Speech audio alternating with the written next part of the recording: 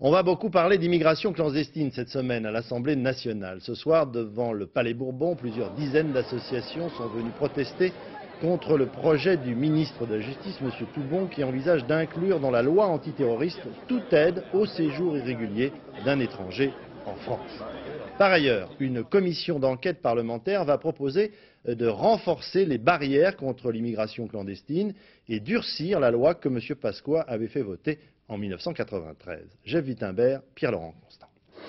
La lutte contre l'immigration clandestine, voilà un thème qui fait recette auprès de l'électorat de droite. Et ils commencent à être nombreux ces élus de la majorité qui réclament un tour de vis supplémentaire dans ce domaine. Les lois Pasqua, trop tendres à leurs yeux, c'est l'opinion qui le leur dit. Voilà ce qu'un député RPR affirme entendre tous les jours. On en a assez de la présence non surveillée, non contrôlée et non quantifiée de gens qui ne se conduisent pas bien. Des étrangers. Mais oui, et ce sont des étrangers. Pour l'heure, de simples propositions, mais elles vont toutes dans le même sens, plus de surveillance, plus de restrictions.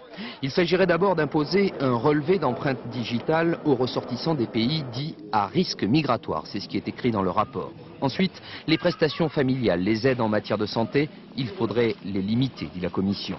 Les certificats d'hébergement, trop faciles à obtenir, beaucoup d'étrangers en profiteraient pour s'installer illégalement en France, il faut en réformer la délivrance. Autoriser les policiers à fouiller les véhicules sur la voie publique, seuls actuellement les douaniers en ont le droit. Enfin, porter à 45 jours maximum contre 10 aujourd'hui la durée de rétention administrative des clandestins avant leur reconduite aux frontières.